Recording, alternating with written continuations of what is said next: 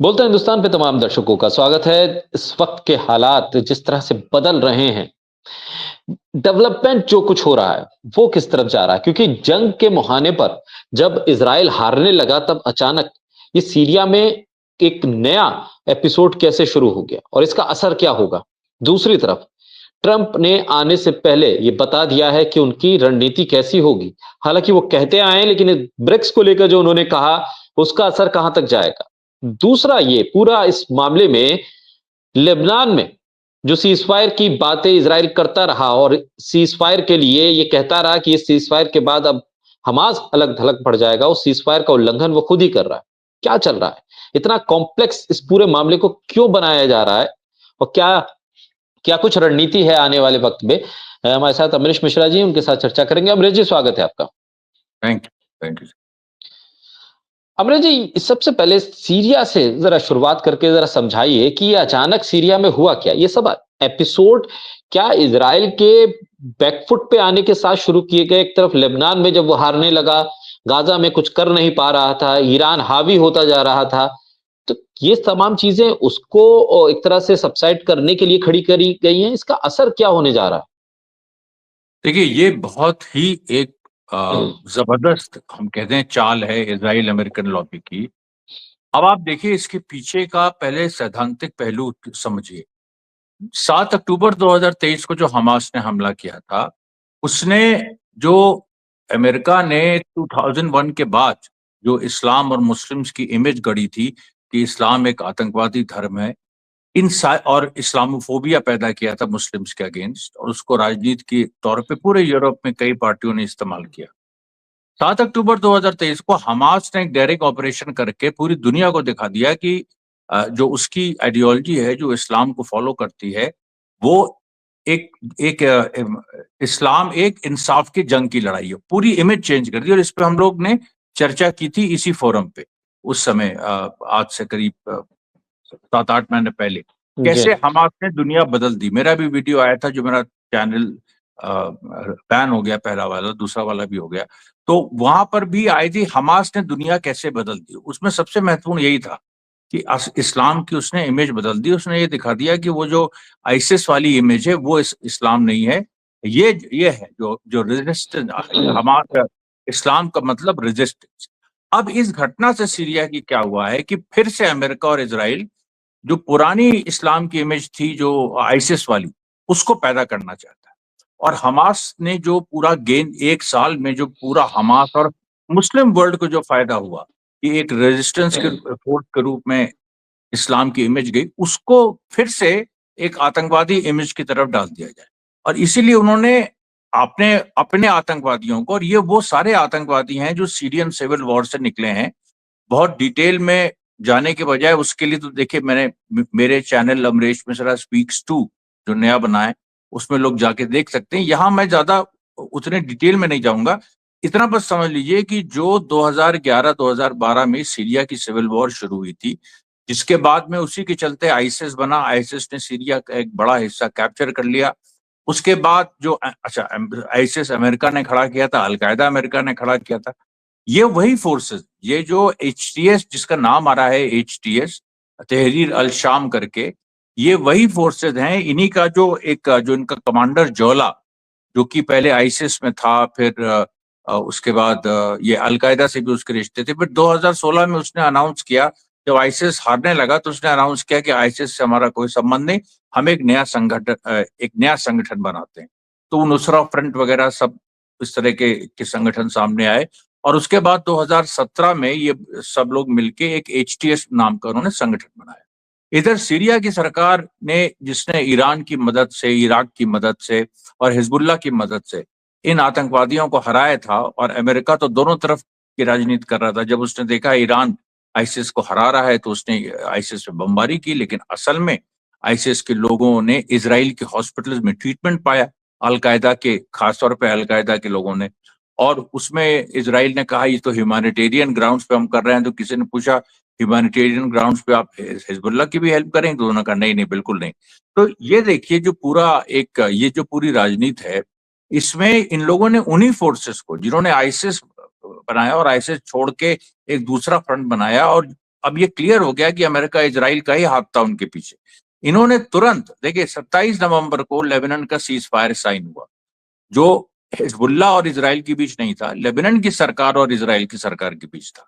27 नवंबर को लोग, बहुत सारे लोग समझते हैं कि हिजबुल्लाह के खिलाफ हिजबुल्लाह ने सीज फायर किया, नहीं, हिजबुल्लाह ने सीज फायर नहीं किया, लेबनान की सरकार और इजराइल की सरकार ने सीज फायर किया 27 नवंबर को। और 29 नवंबर से ये सीरिया में हमला शुरू हुआ। अब आप ये अब आप इसको देखिए, इस तरह से देखिए कि ये गाजा की लड़ाई ही लड़ी जा रही है सीरिया में, और कुछ नहीं हो रहा है। गाजा, देखिए नेतन्याहू ने कहा था कि हम 7 फ्रंट पे लड़ रहे हैं अपने लिए, इजराइल 7 फ्रंट पे लड़ रहा है। 7 फ्रंट क्या? Yemen number 1, Gaza number 2, West Bank number 3, Lebanon number 4, Syria number 5, Iraq number 6, Iran number 7।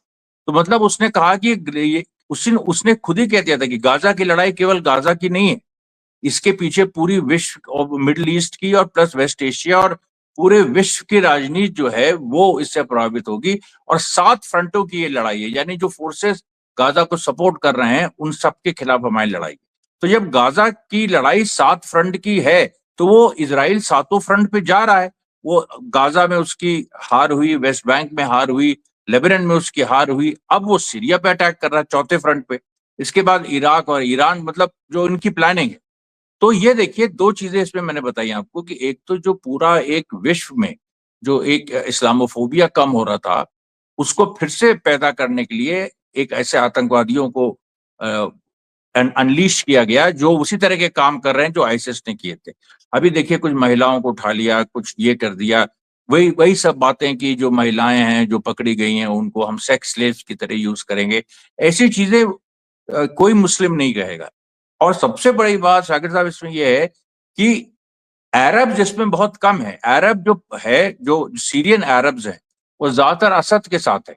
इसमें उज्बेकिस्तान से लेके कजाकिस्तान से लेके और आपका ये तजिकिस्तान से लेके वहां पर जो भाड़े के सिपाही यूक्रेन में लड़ रहे थे रशिया के खिलाफ, अमेरिका के कहने पे, आप समझ रहे होंगे, वो यहाँ बुलाए गए और वो लीड कर रहे हैं। इसमें 60 से 70% बाहरी हैं, अरब्स नहीं है। कुछ पाकिस्तानी भी मिले हैं जिन्होंने बकायदा उर्दू हिंदी में उन्होंने वीडियो प्रकाशित किया, और वो तो इस मतलब पाकिस्तान से भी इस तरह के भाड़े के लोग गए। ये सब भाड़े के लोग इनको मतलब शराब वगैरह पिला के, आप सोचिए कितनी शर्म की बात है, इस्लाम के नाम पे शराब पी के, वहां गांजा पी के इस तरह की चीजें कर रहे हैं वो लोग। फिलिस्तीनी झंडा फाड़ रहे हैं, फिलिस्तीनी झंडा फाड़ने की क्या जरूरत है? अगर तुम, और इतने ही तुम्हारे अंदर अगर कीड़ा था कि हम जिहाद करेंगे, तो तुम गाजा में क्यों नहीं गए जिहाद करने? और हम, सबसे बड़ी बात, हमास ने सीरिया में असद को सपोर्ट कर दिया है। उसका बयान कल भी आया था, आज भी आया है। उसने कहा है कि हम मजबूती के साथ असद के साथ खड़े हैं। और यहिया सिनवार का 2023 का वीडियो वायरल हो गया है फिर से, जिसमें यहिया सिनवार कह रहे हैं कि हमने, वो 4 बातें कह रहे हैं कि ईरान हमारी मदद कर रहा है, दूसरा वो ये कह रहे हैं कि सीरिया में बशर अल असद से हमने समझौता कर लिया है, यानी जो भी डिफरेंसेस थे वो खत्म हो गए। उसके बाद तीसरी बात, वो इराक और यमन को थैंक्स कह रहे हैं। और चौथी बात जो वो कह रहे हैं कि जो तमाम अरब मुल्क हैं, मतलब जो जो तमाम बाकी अरब मुल्क हैं, इनको लानत भेज रहे हैं कि ये हमारी मदद नहीं कर रहे। और ये आप, और उन्होंने टर्की का, सऊदी अरेबिया, सबका बकायदा खुल के ये मतलब आलोचना ये सिनवार करते थे। मेरे कहने का मतलब ये है कि आप पूरा पैटर्न देखिए इसमें, और आप बताइए कि जब से ये सीरिया की चीज शुरू हुई है, बहुत सारे हमारे सोशल मीडिया एक्स पे 20,000 फॉलोअर्स हैं, सब कुछ है, बड़े एक्टिव लोग हैं। उसमें एक बड़ा हिस्सा जो है ये कहने लगा कि जैसे कोई इंसाफ की लड़ाई सीरिया में हो रही है। अरे हमने कहा, और उसमें फिर शिया सुन्नी एंगल आ गया। हमने कहा कि यही यही तो अमेरिका चाहता था, यही अमेरिका चाहता था कि बिल्कुल देखिए, अंडर एस्टिमेट नहीं करना चाहिए। वो जंग में हारते हैं, जंग में वो हार रहे हैं, लेकिन वो बहुत सारे उनके पास और हथकंडे हैं जो वो इस्तेमाल करके एक्सेस ऑफ रेजिस्टेंस को वीक कर रहे हैं। तो देखिए इन अ नटशेल, ये जो सीरिया में हो रहा है ये एक्सेस ऑफ रेजिस्टेंस के ऊपर प्रहार है, और ये गाजा की आजादी के ऊपर प्रहार, सीधी बात है। अमरीश जी, इस पूरे एपिसोड के बाद अब आपको क्या लग रहा है कि जो ईरान का स्टैंड है, और खासतौर पे रशिया का जो स्टैंड है सीरिया को लेकर, उसमें क्या कुछ होने जा रहा है? क्योंकि अब इतना आसान नहीं होगा रशिया के लिए भी, क्योंकि वो एक तरफ तो यूक्रेन से जंग के मैदान में है, दूसरी तरफ ईरान लगातार अभी इजराइल के साथ एक तरह से कॉन्फ्लिक्ट में है और वो गाजा पर भी नजर बनाए हुए है। दूसरी तरफ लेबनान के हालात ये बता रहे हैं कि इजराइल ने एक फ्रंट वहां हिजबुल्लाह को इंगेज करने के लिए भी खोल रखा है कि हिजबुल्लाह को आप लेबनान से बाहर मत सोचने दो और लेबनान के भीतर ही समेट के रखो ताकि वो गाजा की तरफ ना देख पाए। ऐसे हालात में अब ये जो नया फ्रंट खुला है सीरिया में, इससे मुकाबला करने के लिए कोई रणनीति आपको दिख रही है? किसी तरह का कोई बयान या कोई कदम उठता हुआ दिख रहा है रशिया या ईरान की तरफ से? नहीं, ये तो देखिए हो गया ना, उसी 29 तारीख से ही शुरू हो गया। रशिया ने जो जो रशियन फोर्सेस जो हैं सीरिया में, बेसिस हैं रशिया के, तो जी। जो रशियन फोर्सेस के वहां चीफ हैं उनको हटा दिया और नए चीफ को लाए, जो 2016 में पूरा उन्होंने आईसिस के खिलाफ जो लड़ाई हुई थी उसमें उन्होंने रशियन ट्रूप्स को लीड किया था, कमांड किया था। तो रशिया, अच्छा, उसके बाद रशिया ने सीधे अपने हथियार भेजे हैं, ईरान ने अपने हथियार भेजे हैं। ईरान के फॉरेन मिनिस्टर आज आज दमस्कस में ही थे। उसके बाद इराक से जो इराकी रेजिस्टेंस की बड़ी बड़ी फोर्सेस है, कम से कम हजारों लड़ाके, वो सीरिया पहुंच गए हैं, दमस्कस पहुंच गए हैं। और उसके बाद जो मेन लड़ाई का फ्रंट है वो जो एलेप्पो और इडलिब और हमा, वहां पर वो पहुंच रहे हैं। अब देखिए सीरिया में क्या है, इस तरह से है सीरिया, समझ लीजिए इस ये इसका ये है, नॉर्थ ये है, साउथ ये। तो साउथ की तरफ दमस्कस है और नॉर्थ की तरफ ये एलेप्पो, इडलिब और हमा जैसे शहर हैं जिन पे वहां पर आतंकियों ने हमला किया और टर्की की पूरी मदद से किया। टर्की का भी इसमें बड़ा खराब रोल रहा और टर्की की मदद से किया। अच्छा, उसके साथ देखिए सीरिया सरकार के पास 60-70% सीरिया का कंट्रोल है। बाकी जो 20% है वो रजोवा, जो जो कर्ड्स हैं, जो आईसिस के खिलाफ भी लड़े थे और जो लेकिन अमेरिका से जुड़े हुए हैं, कर्ड्स की भी पॉपुलेशन है और कर्ड्स पे भी हमला हो रहा है। ये जो आतंकी गुटों ने, HTS, SNA, कई हैं उसमें, उन लोगों ने जो हमला किया है वो कर्ड्स के खिलाफ भी लड़े। अब अमेरिका देखिए क्या खेल खेल रहा है, वो कर्ड्स को भी सपोर्ट करता है। कर्ड्स क्योंकि उनमें महिला फाइटर्स भी हैं, वुमेन एम्पावरमेंट से भी वो जुड़ा हुआ है, तो उसको वेस्ट में काफी प्रचारित करता है अमेरिका की, देखो कर्ड्स अरब वर्ल्ड में जहाँ सब कंजर्वेटिव हैं, ये देखो एक कर्ड्स हैं जो मॉडर्न है और सब, लड़कियां उनकी हिजाब नहीं पहनती, लड़ती हैं हाथ में बंदूक लेके, और दुनिया ने देखा उनको लड़ते हुए आईसिस के खिलाफ। अभी भी लेकिन वही जो महिलाएं हैं उनको पकड़ के ये जो अमेरिका द्वारा बैक मिलिटेंट्स हैं HTS के, बकायदा उनकी नुमाइश कर रहे हैं और कह रहे हैं कि इनको हम सेक्स स्लेव्स बनाएंगे, बकायदा ये पूरा आया है। अब आप सोचिए अमेरिका ने कहीं ना कहीं कर्ड्स के भी पीठ में छुरा भोंका है, क्योंकि दो फोर्सेस ने अटैक किया है। HTS ने अटैक किया है जो एलेप्पो की तरफ बढ़ी, और उधर SNA जो सीरियन नेशनलिस्ट आर्मी है, जो उधर जो कि टर्की से सीधे उसका संबंध है, वो उधर से कर्डिश एरियाज की तरफ बढ़ी, क्योंकि अर्दोगन जो है उसके यहाँ भी कर्ड्स हैं और उसके यहाँ भी एक संघर्ष हो रहा है कि जो कर्डिश एरियाज हैं उनको ऑटोनॉमी दो, तो वो कर्ड्स को दबाना चाहता है। तो जो रोजोवा में सरकार है, जो एक मेन जो दो सरकारें हैं सीरिया में, एक तो असद की सरकार और दूसरी रजोवा में कर्ड्स की सरकार, जिसमें सीरियन डेमोक्रेटिक फोर्सेस के नाम से, तो उनपे भी हमला हुआ है और वो अभी लड़ नहीं पा रहे हैं, वो पीछे हटे हैं। लेकिन एलेप्पो और इडलिब फ्रंट पे क्या हो रहा है, वहां पर देखिए 30 तारीख से इनिशिएटिव गेन कर लिया।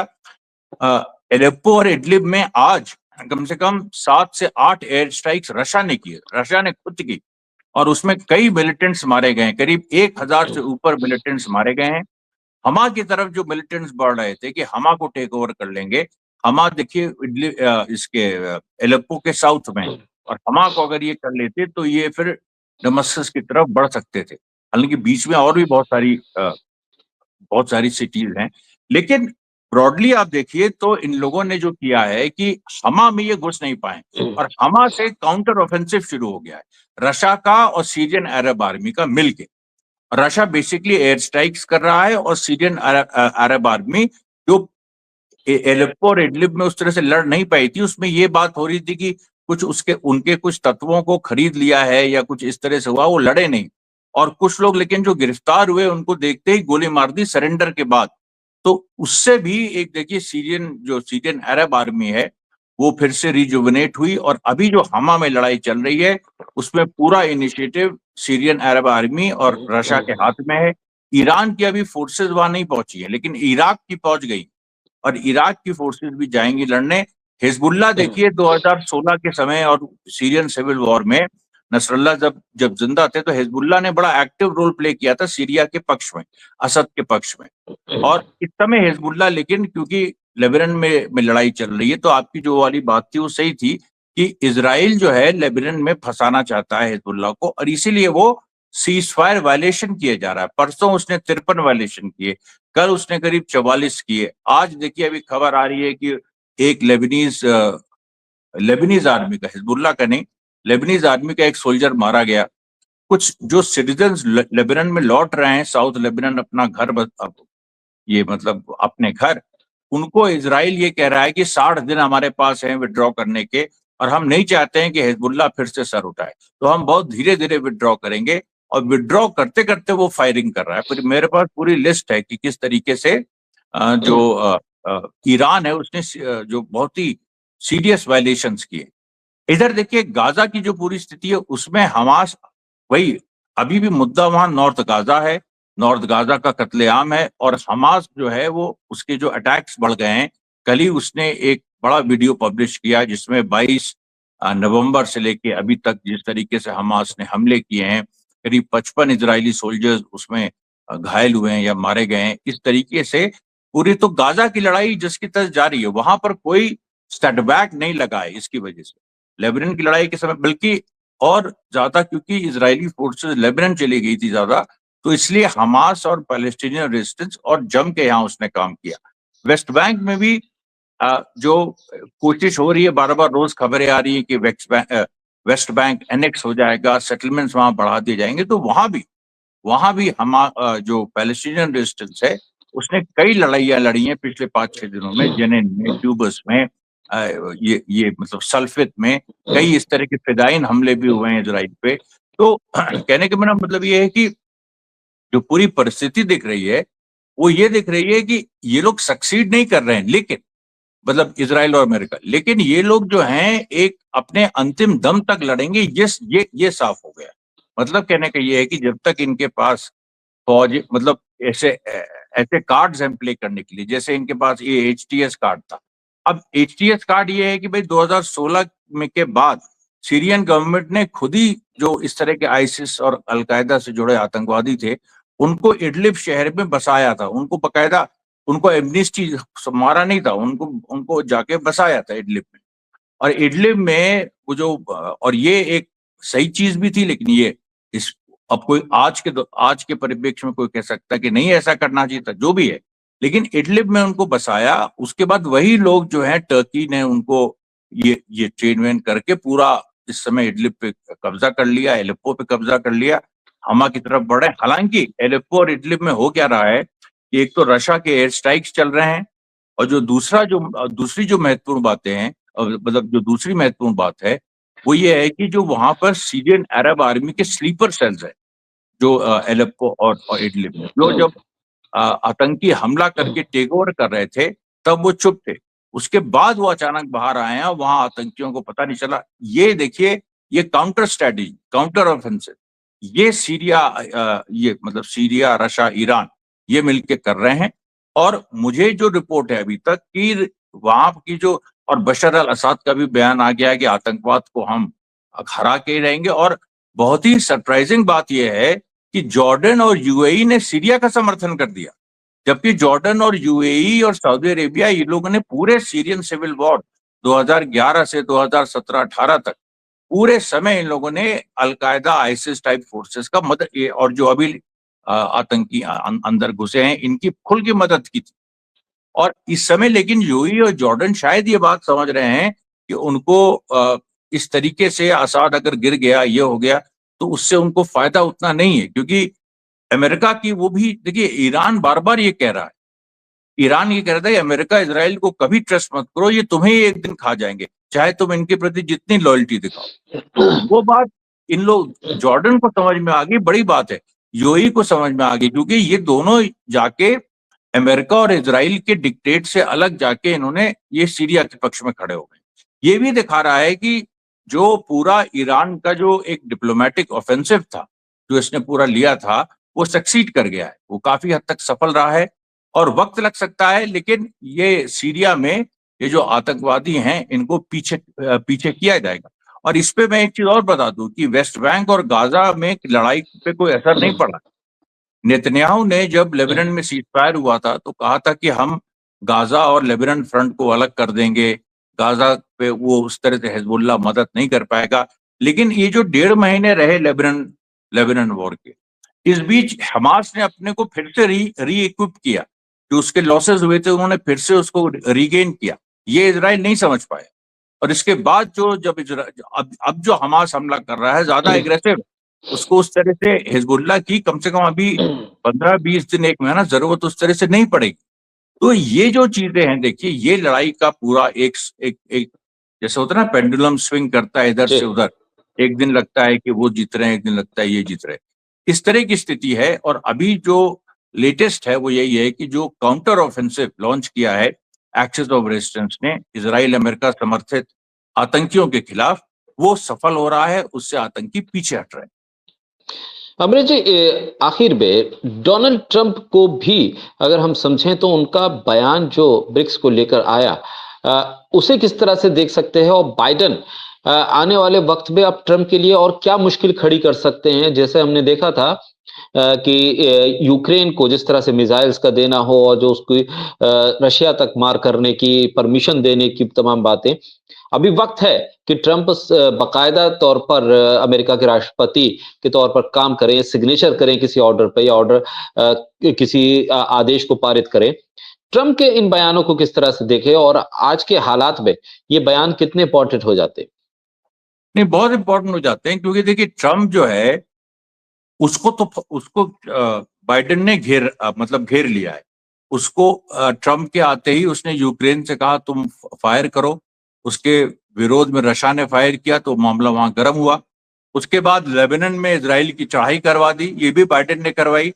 उसके बाद सीरिया में इसने कर दिया। और सीरिया में मैं आपको बता रहा हूं, फिर से बता रहा हूं कि जो लड़ाके आए हैं लड़ने, वो यूक्रेन फ्रंट से आए हैं सब। यूक्रेन में इसका मतलब है कि उज्बेकी और इस तरह की जो वहां पर 5 सेंट्रल एशियन स्टेट्स हैं जो पहले सोवियत यूनियन का हिस्सा थे, वहां से आप रिक्रूट कर करके यूक्रेन। और जो 27 तारीख को जो 28 तारीख को जो ऑफेंसिव शुरू हुआ है, तो 28 तारीख को एक मीटिंग हुई है जिसमें इजरायली, यूक्रेनियन, या आतंकी और टर्किश, ये 4 लोग थे उसमें। उसी में जौला था जिसके ऊपर स्ट्राइक की थी, मतलब उस मीटिंग को ही स्ट्राइक कर दिया था रशिया ने। इसमें जौला के मारे जाने की संभावना, अभी तक वो बाहर नहीं आया, वो मारा भी जा सकता है, नहीं भी, मतलब हो सकता है बच गया हो, जो इन लोग का लीडर है मेन एचटीएस का। तो अब आप देखिए कि ट्रंप जो है वो ये समझ गया कि हमको चारों तरफ से घेर लिया गया है, और ये कहा जा रहा है हमसे कि देखो अब तुम आओगे सत्ता में, तुम्हें ये सब संभालना होगा। 7 फ्रंट पे हैं, इन 7 फ्रंट पे जो इजराइल लड़ रहा है, वो तुमको इजराइल को समर्थन देना होगा, और ज्यादा अमेरिका को उसमें प्रोएक्टिव होना पड़ेगा। लेकिन इस चीज में ट्रंप ये भी देख रहा है, उसने ब्रिक्स पे इसीलिए अटैक किया, वो ये चाहता है कि जो बाइडेन के हाथ में इनिशिएटिव है उसको वो कैसे वापस ले या उसको कैसे न्यूट्रलाइज करे। इसलिए उसने अपने को एक अमेरिकन पेट्रियट दिखाने के लिए, और ये दिखाने के लिए कि हम अमेरिका के पक्ष में हम ये सब कर रहे हैं, उसने ये धमकी दी कि डॉलर वर्ल्ड करेंसी के रूप में नहीं हटेगी। अगर उसको हटाया तो 100% तारिफ लगेंगे। देखिए तारिफ जो हैं यानी ड्यूटीज वगैरह लगना, अमेरिका को बहुत, भारत ही कितना माल भेजता, भारत के ट्रेड पार्टनर्स चाइना, रशिया और इस तरह के, ईरान भी है, अमेरिका तो केवल है नहीं। तो ऐसे ये जो सैंक्शंस की बात कही है, ये कोरी धमकी है, इसमें दम नहीं है। ऑलरेडी रशिया के खिलाफ सैंक्शंस है, ईरान के खिलाफ सैंक्शंस है, चाइना के खिलाफ सैंक्शंस है, भारत तक के खिलाफ इन लोगों ने सैंक्शंस बीच में लगाया था, फिर हटाया, इस तरह से करते रह रहे हैं। तो ब्रिक्स देश है में, वो उन लोगों को ये बात पता थी कि ये हो सकता है, तो उन्होंने इसीलिए तैयारी की थी कि डॉलर की हेजेमनी को हमको कम्बैट करना है, और किसी भी तरह हमें ये एक ऑल्टरनेटिव करेंसी लानी। और ट्रंप की धमकी का जवाब तो पुतिन ने 3-4 दिन पहले ही दे दिया था, मतलब धमकी देने के पहले ही उसने कहा था कि अमेरिका छटपटाएगा और अमेरिका कुछ ना कुछ इस तरह की एक वो करेगा। लेकिन कुछ भी कर ले, आज के दौर में जो प्रैक्टिकलिटी है, जो प्रैक्टिकल रियलिटी है, वो यही है कि डॉलर से सबकी इकोनॉमी खराब हो रही है, डॉलर में चीजों को खरीदने में। वर्ल्ड करेंसी डॉलर है, तो तेल भी आप डॉलर में खरीदो, जो कुछ इंपोर्ट करना चाहते हो वो भी डॉलर में पे करो। तो इससे आपको, क्योंकि डॉलर 83 रुपए के बराबर है, अगर मान लीजिए हम अपनी करेंसी में दें, अपनी करेंसी में हम दें और जो माल $4 का है और वो हमारे लिए 400 हो जाता है रुपए, उसको अगर हम 100 रुपए में कर सकते हैं तो हम, और अपनी करेंसी यूज करके, तो क्यों ना करें। तो ये जो सारी चीजें हैं, देखिए ये बड़ी महत्वपूर्ण है। और ये ट्रम्प की, मैं फिर से कह रहा हूँ, कोरी धमकी है। इसके पीछे कोई बहुत एग्रेशन नहीं है, कोई बहुत कन्विक्शन नहीं है। और ये इसमें भी देखिएगा ट्रम्प फेल करेंगे, ब्रिक्स को आगे बढ़ना है, वो जिस मॉडल पे बढ़ना है वो बढ़ेगा। ये देखिए सच्चाई। बहुत शुक्रिया अमरीश जी, बोलता हिंदुस्तान को समय देने के लिए, हमारे साथ चर्चा करने के लिए बहुत शुक्रिया।